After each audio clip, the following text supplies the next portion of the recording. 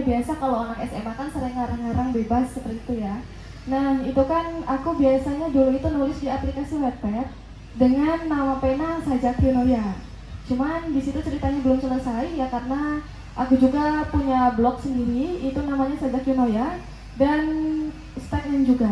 Karena kan waktu SMA itu kan apalagi aku COVID ya, corona, jadi di situ karena keterbatasan pengetahuanku dan lain sebagainya, akhirnya aku tidak memakai Sajak Yunoya itu ke buku Tabir Mahat ini. Aku pakai nama asli Nadia Arisandi.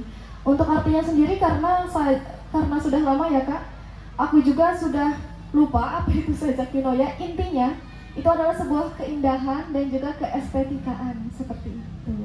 Oke. Ya aku kan dulu kan suka yang estetik gitu ya, beda sama sekarang. Oke. Berarti sebenarnya kalau ditarik lebih jauh nih, punya latar belakang penulis di Wattpad, sebagai penulis di Wattpad. Betul Kak. Oke. Ada berapa judul sih Kak yang diterbitin waktu itu?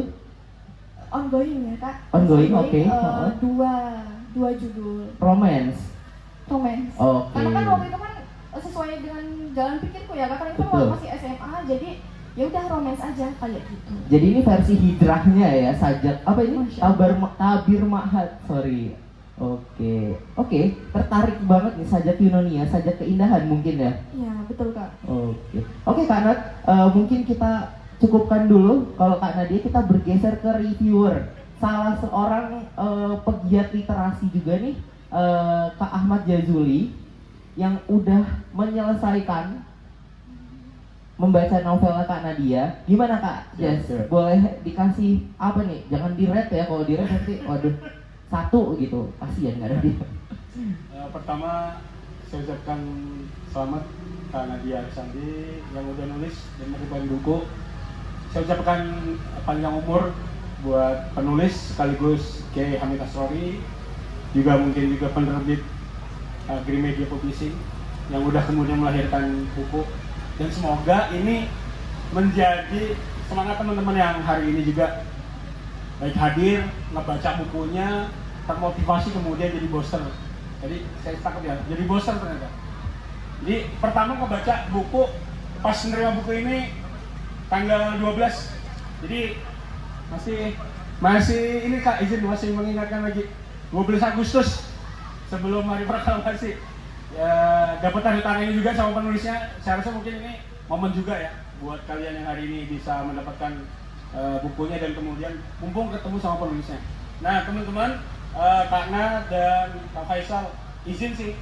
Pertama ini jadi genre yang kemudian mengingatkan kembali sekian tahun yang lalu ketika saya juga masih kalau ada yang tadi, oh Kak saya ikutan udah juga mondok gitu ya. Mungkin ada yang di Pondok Mertua Indah juga gitu. Ya kebetulan juga dulu sempat mondok saat mahasiswa, kayak karena juga ngerasa mungkin juga kita belum tahu apa-apa karena dulu dari SMK kemudian masuk di pondok, di kuliahan, jurusannya bangunan dulu, masuk pondok yang kemudian melihat ini kayak jalan cerita ya, beberapa kemudian di awal kayak sama gitu. Yang kemudian ini jadi informasi buat kita sebenarnya. Pertama informasi karena bagi kita yang kemudian oh teman-teman gue pada mondok ya, ini bagi informasi juga. Jadi ternyata walaupun kemudian ada novel yang kemudian menyajikan biasanya romans, ini informasi bagaimana kehidupan pondok sebenarnya. Kalau yang kita nggak tahu kehidupan pondok kan Kak gitu, yang begitu gitu, yang pondoknya sendiri udah lama, makanya kan ada unsur misterinya gitu ya, unsur horornya gitu. Pondok lama tahu sendiri gitu ya, dengan berbagai macam aktivitas dan peristiwa-peristiwa gitu yang dihadirkan di buku ini. Yang kedua tentu ada nama Fikri, kalau saya di beberapa halaman tuh ada Alexa yang kemudian juga tokoh utama. Ini buku menyajikan persahabatan sebenarnya teman-teman. Persahabatan, kemudian tadi informasi buat kita yang belum tahu pondok tapi kemudian tertarik. Karena walaupun ini novel, muncul juga ternyata beberapa kemudian poin yang ketiga yang kemudian saya tangkap adalah ini beberapa kitab yang kemudian dimunculin ya. Ini bagi kita yang kemudian ada di sekolah umum, kemudian orang tua mengarahkan, mondok sih Kak gitu ya. Ini jadi banget kasih gambaran kita, miniatur dari sebuah pondok yang kemudian salah satunya ada persahabatan tadi, yang kemudian yang kedua informasi kaitannya dengan dunia pesantren atau boarding. Yang ketiga tentu tadi romance ya, yang kemudian saya juga pasti ada Yusuf nih, saya penasaran tadinya mau nanya Yusuf ini siapa sih dengan si penulis gitu. Ini menjadi kemudian saya nilai karena tidak menyajikan yang kemudian bumbunya terlalu kental di bab roman, tapi ada edukasi yang saya tangkap. Edukasinya lebih kepada tetap fitrahnya anak muda itu ada fitrahnya, bukan anak muda ya, fitrahnya manusia itu ya lebih cenderung juga ada cinta, menyukai lawan jenis gitu ya.